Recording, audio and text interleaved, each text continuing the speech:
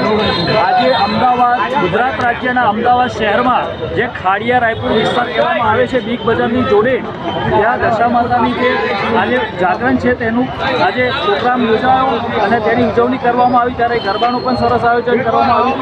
ત્યારે વિક્રમભાઈ ઠાકોરની ટીમ જે ગુજરાતના સુપ્રસિદ્ધ લોક ગાયક છે અને અભિનેતા, તે એમને અત્યારે મસ્ત પ્રોગ્રામ કર્યો. ત્યારે આયોજકોનું પણ ખૂબ બધા મિત્રો હતા, દરેકનો ખૂબ સરસ મજાનું આયોજન કર્યું હતું. એટલે એ બદલ આપ સૌનો ખૂબ ખૂબ આભાર.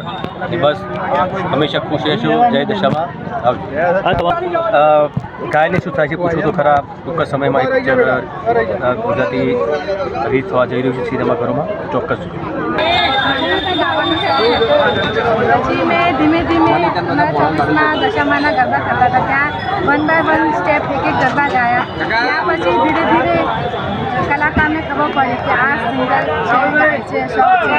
એમને પછી ધીરે ધીરે સ્ટેપ બાય સ્ટેપ દીપકભાઈ શ્રીમાળી, એમને કરીને સ્ટ્રગલ કરતા પહેલાં તો હું ગાડીમાં પ્રોગ્રામ કરતા હતા. ત્યારે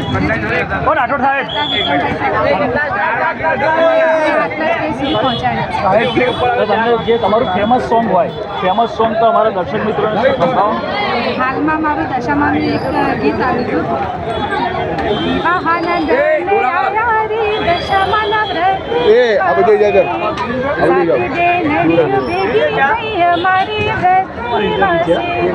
ખાસા બધા લાઈક ને ફોલોઅર્સ ને ખાસા બધા લોકો સ્ટોરી મૂકી હતી. એના માટે અમદાવાદ શહેરની અંદર ખાડિયા વિસ્તાર અને રાયપુર વિસ્તારની અંદર જોઈ રહ્યા છો અત્યારે દશામાના જે વ્રત ચાલે છે, ત્યારે લાખોની મેદનીની અંદર જે પબ્લિક ઉમટી, ત્યારે જે મેદની ઉમટી ત્યારે ગુજરાતના ફિલ્મ સ્ટાર કલાકાર એવા સુપ્રસિદ્ધ વિક્રમભાઈ ઠાકોર ઉપસ્થિત હતા. અને પ્રોગ્રામ યોજાયો ખૂબ સરસ અને સુંદર રીતે એમનો કોઈ પણ હાનિ થઈ નથી અને સરસ બધું પાર પડી અને પબ્લિકને પણ મોજ કરાવી.